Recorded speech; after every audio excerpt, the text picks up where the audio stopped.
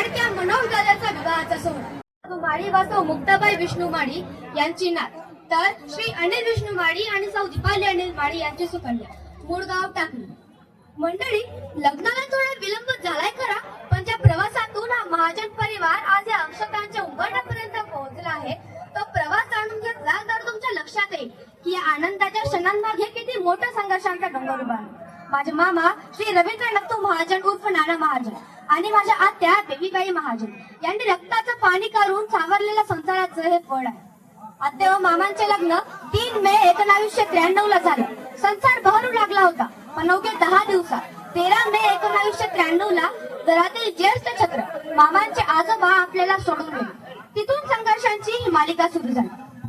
संसाराचा हा गाडा ओढताना आपल्या लहान भावाचा आधार होता, पण काळाने तेथेही झडप झाली. 27 नोव्हेंबर 2009 चा तो जेव्हा गोपाळ मामा आपल्याला सोडून गेले. दुःखाचा डोंगर समोर होता, पण माझ्या मामांनी हार मानली नाही. त्यांनी आई वडिलांना धीर दिला आणि मोठा भाऊ या नात्याने सर्व जबाबदारी खांद्यावर घेतली. मध्यंतरी सर्व सावरत मामांनी मुलींची लग्न केली. तोच एका मोठ्या संकटाने दरवाजा ठोठावला. 5 जानेवारी 2018 ला घरातील मुख्य आधारस्तंभ मामांचे वडील नत्तू खंडू महाजन यांचे निधन झाले.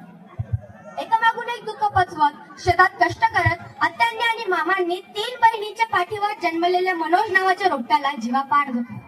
आज 3ही बहिणींच्या लाडक्या भावाचा लग्न सोहळा म्हणजे मामांच्या कष्टाची पंढरी आहे.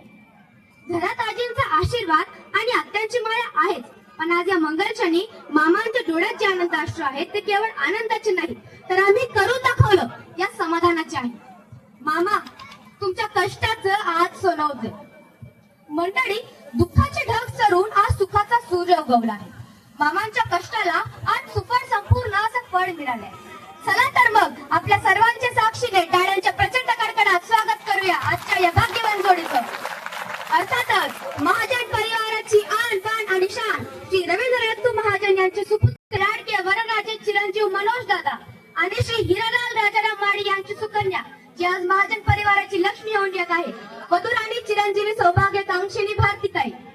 आज या मंगलदिनी मी आपल्या सर्वांतर्फे मनोज दादा व भारतीताई यांना पुढील वाटचालीस शुभेच्छा देते आणि माझ्या वाणीला इथेच पूर्णविराम देते. धन्यवाद.